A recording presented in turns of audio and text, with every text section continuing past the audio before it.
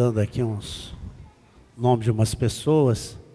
Enquanto isso a gente canta esse hino: Te exaltarei, Tu és o nosso refúgio, Tu és o nosso Deus. Por tantas coisas que Deus fez essa semana, quantos milagres aconteceram, quantas experiências assim tão grandes, né? Quanto envolver do Senhor, presença tão maravilhosa do Senhor em nossas vidas, os milagres que aconteceram durante essa semana, a presença tão real. E como Deus é bom, como Deus é maravilhoso, como Deus é tremendo, Senhor. Nós só temos que te louvar, Senhor. Levante as suas mãos e louve a Deus. Agradeça a Ele por tudo que Ele tem feito.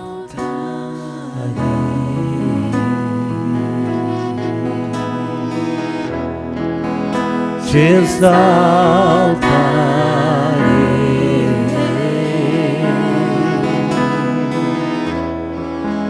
te exaltarei,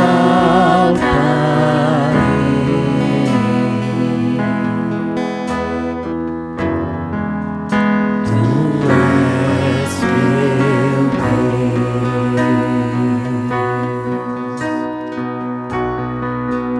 te exaltarei,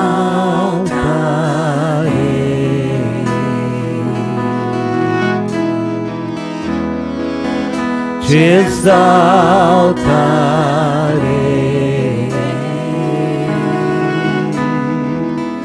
Vai louvando ao Senhor. Te exaltarei,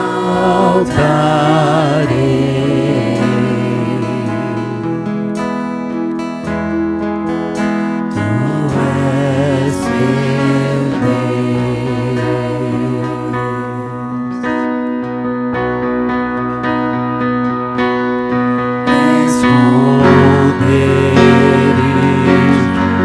refúgio certo, tesouro meu, Tu és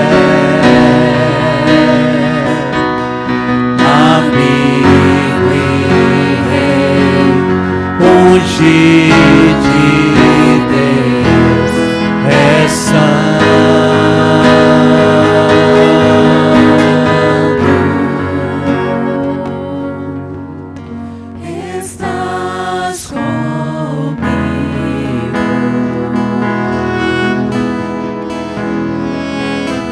Estás comigo,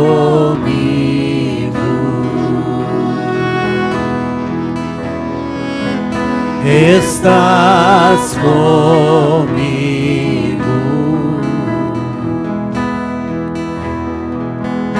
não temerei.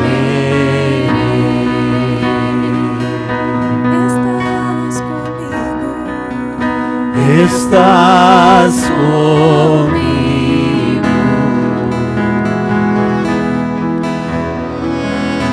estás comigo,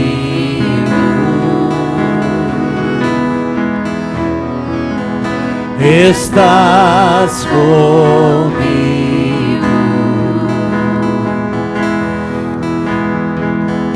não temerei.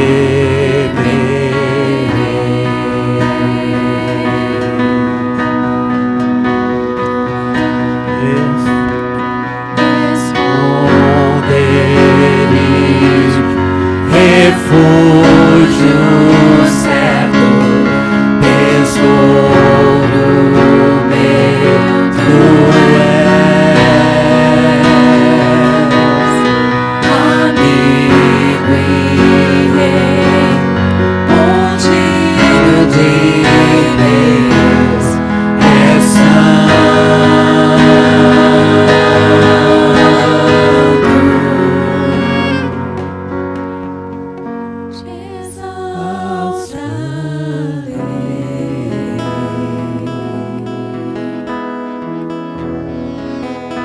estás comigo,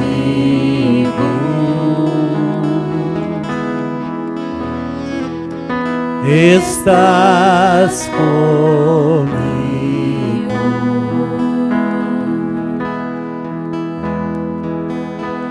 não temerei.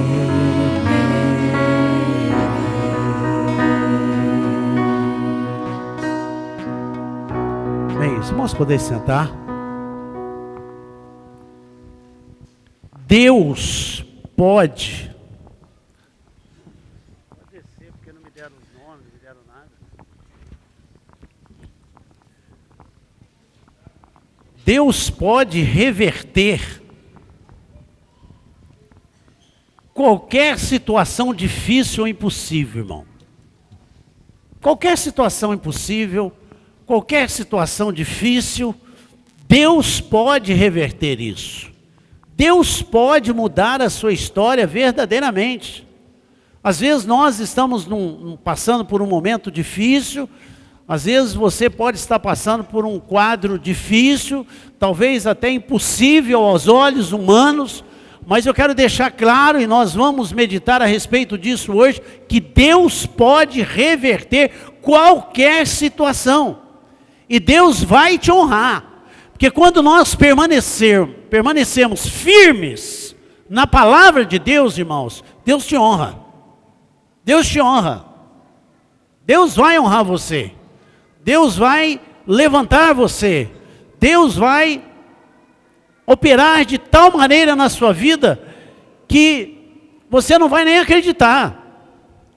Há situações que acontecem, e aconteceu no passado, aconteceu na vida de tantos outros homens de Deus, que somente uma intervenção, uma interferência direta de Deus fez com que essas pessoas pudessem verdadeiramente tomar posse daquilo que Deus tinha, ou seja, ser abençoada por Deus e trazer à luz determinadas coisas que precisavam ser trazidas.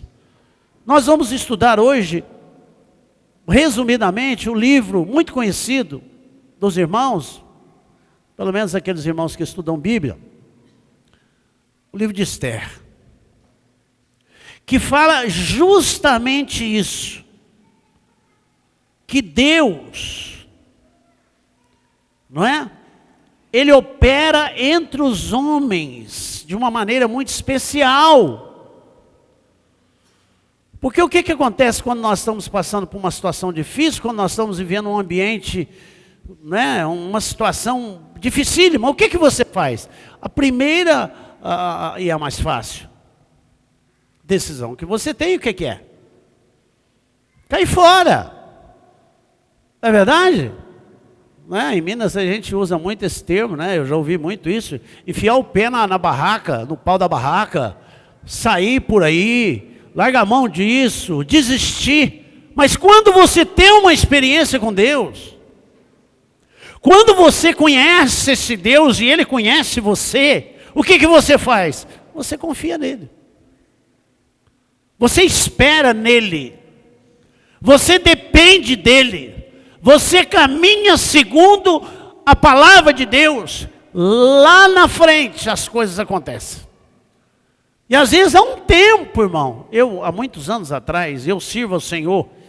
Já tem mais de 30 anos que eu não sirvo a minha vida. Um dia perguntaram para mim se eu era fiel no dízimo. Eu falei, a minha vida é um dízimo. Eu não tenho planos pessoais. Já tem mais de 30 anos que eu não tenho plano pessoal, que eu tenho dedicado a minha vida inteirinha. Já devo ter batizado mais de 10 mil pessoas, construído não sei quantas igrejas no Brasil, fora do Brasil.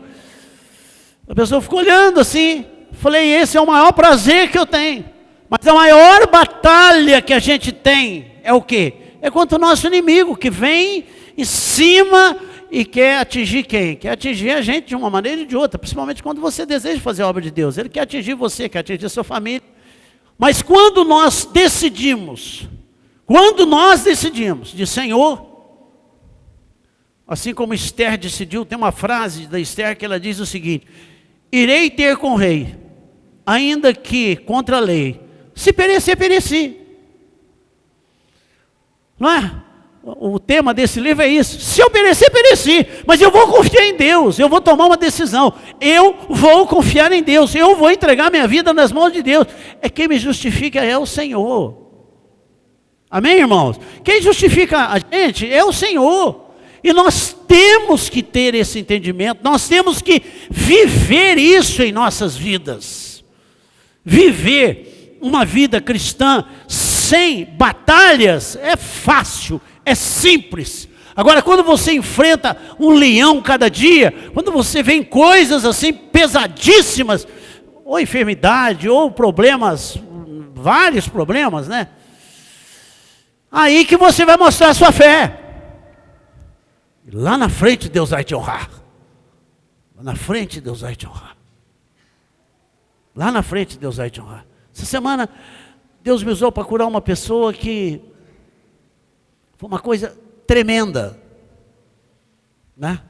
A Creide ainda não tinha participado desse tipo de trabalho. E eu faço às vezes às terças-feiras, às quintas-feiras, uma enfermidade saindo do centro do cérebro, descendo por todo o corpo e desaparecendo na ponta do dedo do pé. Visível. Eu vendo a enfermidade fazendo isso. Tirando uma pessoa de uma situação que desde criança convivia com essa pessoa.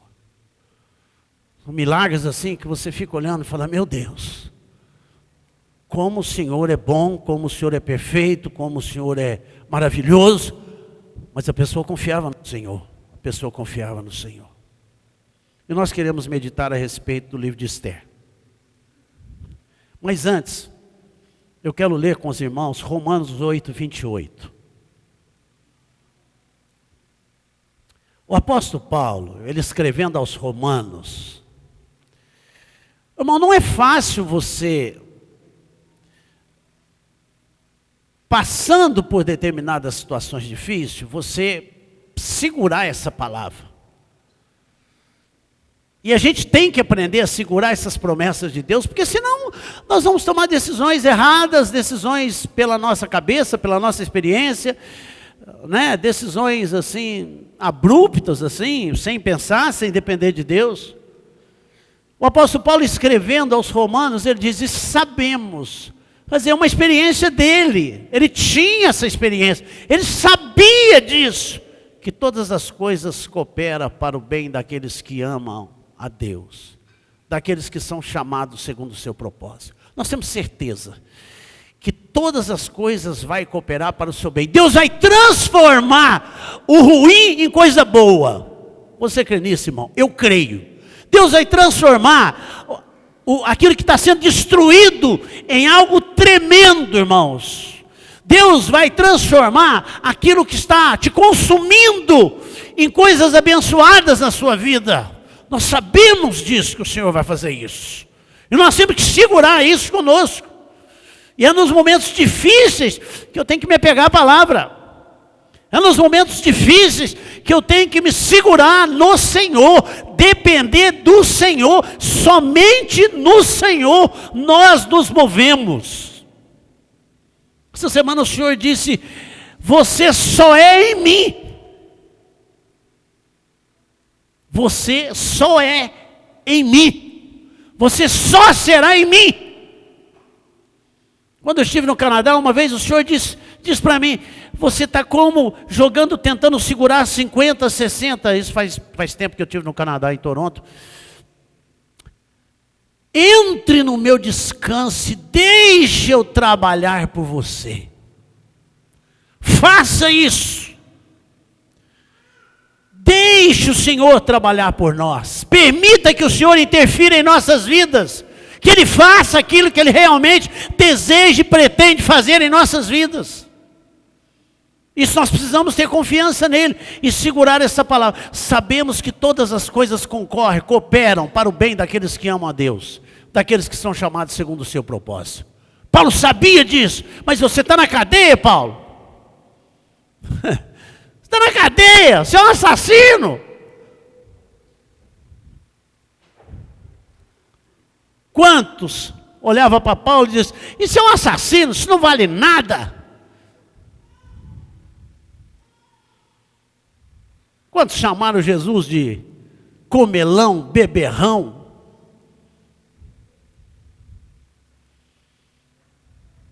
Quantos? O que Jesus fazia? Jesus continuava a sua meta. Ele continuava, ele sabia para onde ele ia. Nós temos que ter isso no nosso coração. Eu sei em quem eu tenho crido. E por isso eu continuo caminhando. Porque o dia que você perder isso, você para. O dia que você perder essa confiança, você para, você desiste. E você não pode perder essa esperança. Eu sei em quem eu tenho crido. Então, Paulo, pela experiência que ele teve, por tudo que ele passou, de apedrejamento, de cadeia, de tantas coisas que aconteceu com o apóstolo Paulo, ele afirma: sabemos que todas as coisas concorrem para o bem daqueles que amam a Deus. Você pega um exemplo típico, José do Egito. José foi vendido, jogado dentro de uma vala. Depois ele foi vendido como escravo. Depois acusaram ele de sair com a mulher do Potifar. Depois joga o homem 12 anos na cadeia. Ele não merecia nada. Hoje nós sabemos, porque nós conhecemos começo, meio e fim. Depois no fim ele diz: para tudo isso, eu fui escolhido para salvar uma nação. Não é?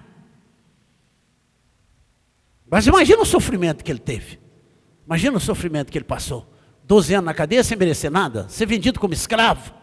Então Paulo, pegando todos esses exemplos e o seu exemplo, ele diz: sabemos que todas as coisas concorrem para o bem daqueles que amam a Deus. E o livro de Esther mostra claramente que Deus, frase que Deus coloca no meu coração para dividir com vocês. Deus sempre está nos acompanhando em cada passo que damos. Deus sempre está nos acompanhando em cada passo que damos. Você pode ter certeza que nada passa desapercebido aos olhos de Deus. Nada. Deus sempre está nos acompanhando. A impressão que nós temos em determinados momentos, que estamos sozinhos. A impressão que temos que estamos sozinhos. Você já sentiu isso? Ou que estamos atrapalhando. Isso são armas do inimigo. Ou que somos demais. Ou que chegou o seu tempo. Ou que o que você tinha que fazer, você já fez. O inimigo sempre trabalha com isso. Sempre trabalha com isso. Mas quando você entra numa dimensão do Espírito, o Espírito começa a ministrar para você. Começa a falar contigo. E o Senhor me leva, essa semana, a meditar no livro de Esther. Eu gostaria que o Eric colocasse o capítulo 4, versículo 16 de Esther.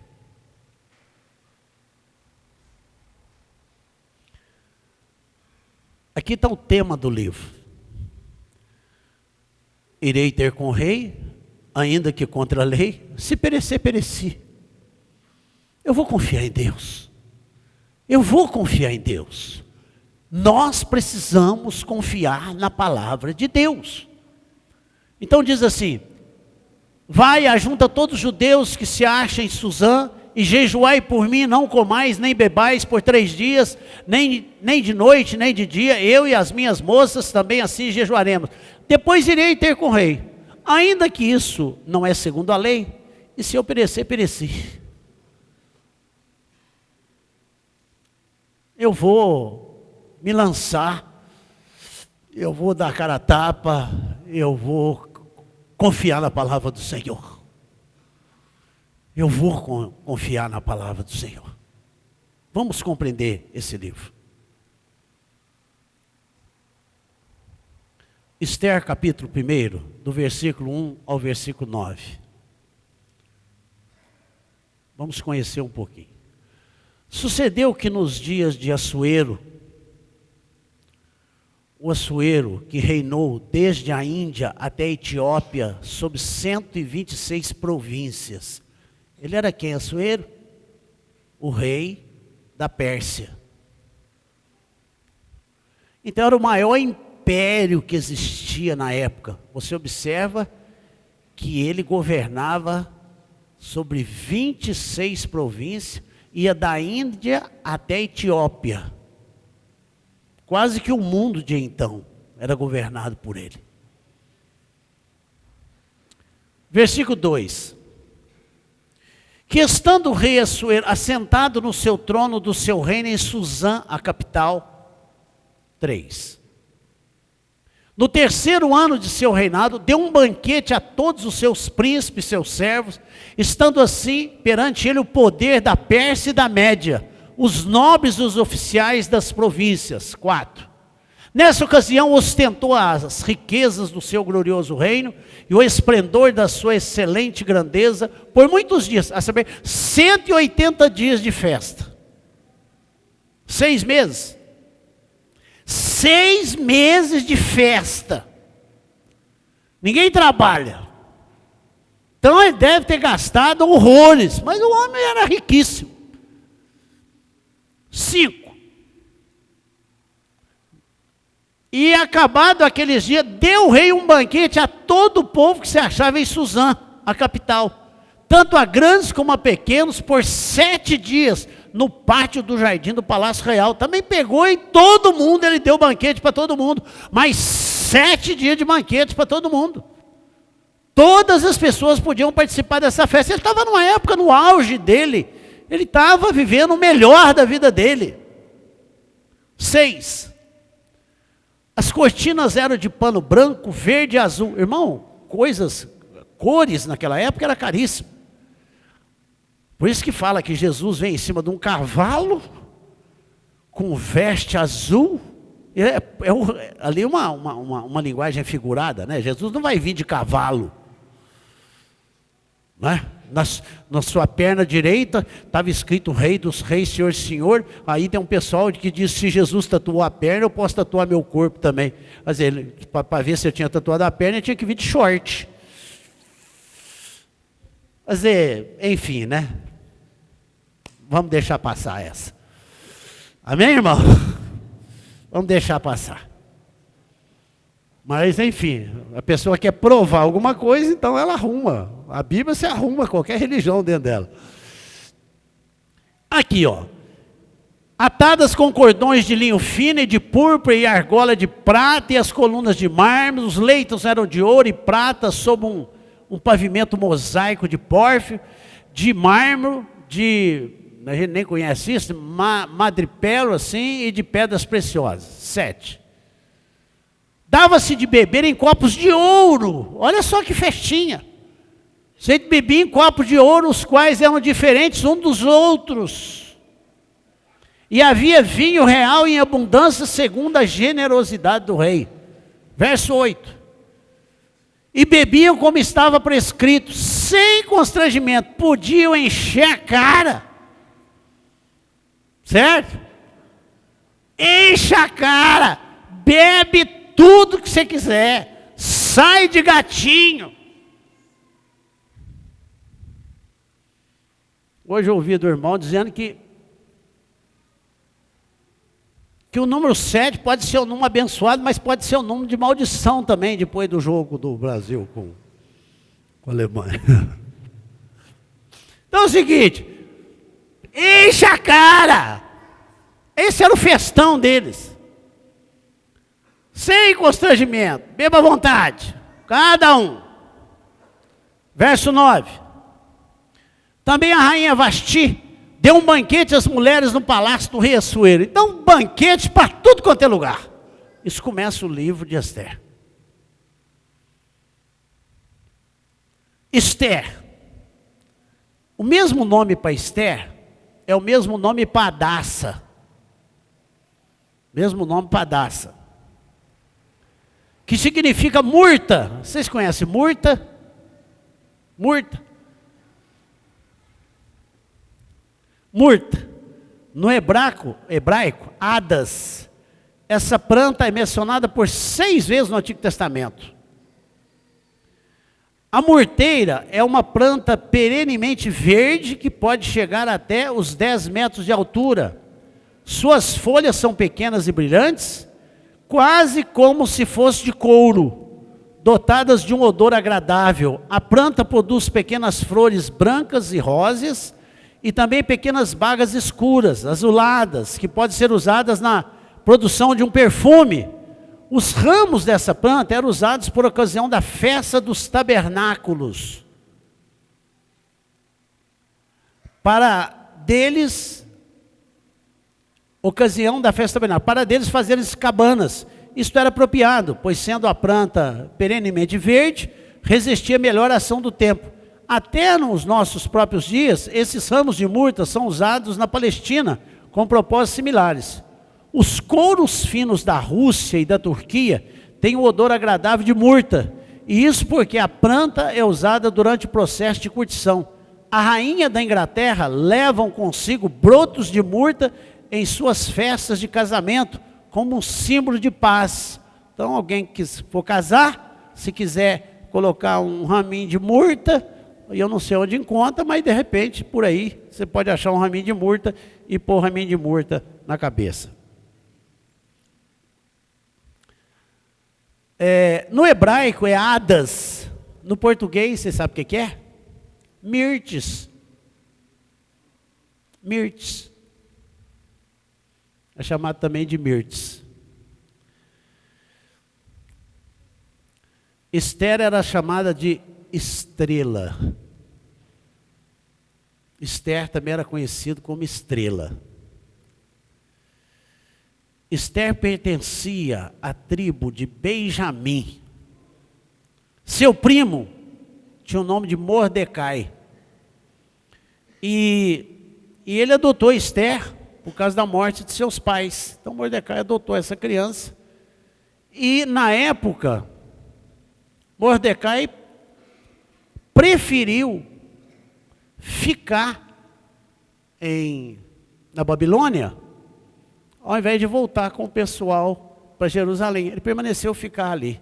Então era um grupo pequeno de judeus que ficaram na Babilônia. Está muito bom ali, então, vou voltar para Jerusalém e tal. Então eles preferiram ficar ainda na Babilônia, ali na Pérsia. Veja bem, Esther tornou-se rainha do rei persa em lugar de uma outra, da Vasti, ou Vashti, mas me parece que a pronúncia aí é Vasti. O rei Assuero, ou Assuero, Artaxerxes, não é que comandava toda essa região. Agora, o que aconteceu? A rainha Vasti estava dando um maior banquete. Certamente devia estar tudo com a cara cheia. Bebendo à vontade.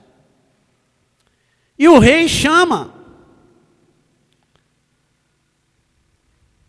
E ela não vai. Ela diz, não vou. Isso está registrado no capítulo 1, no versículo 11 e no versículo 12.